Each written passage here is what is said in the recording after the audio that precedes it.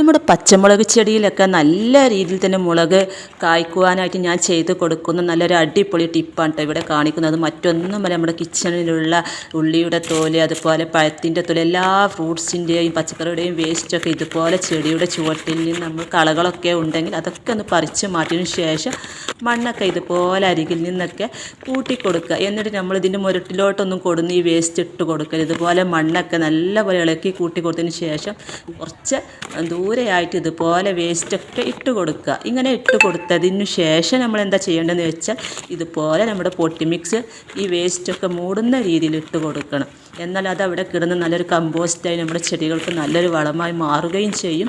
നമ്മുടെ മുളക് ചെടിയിൽ ധാരാളം മുളക് ഉണ്ടാവുകയും ചെയ്യും.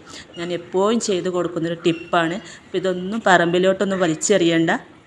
നല്ല രീതിയിൽ തന്നെ മുളകിൽ പൂക്കളും കായ്കളൊക്കെ ഉണ്ടായത് സഹായിക്കും. അപ്പോൾ എല്ലാവരും ഇതൊന്ന് ട്രൈ ചെയ്ത് നോക്കുക. വീഡിയോ ഇഷ്ടമായ ലൈക്ക് ചെയ്യുക, ഷെയർ ചെയ്യുക.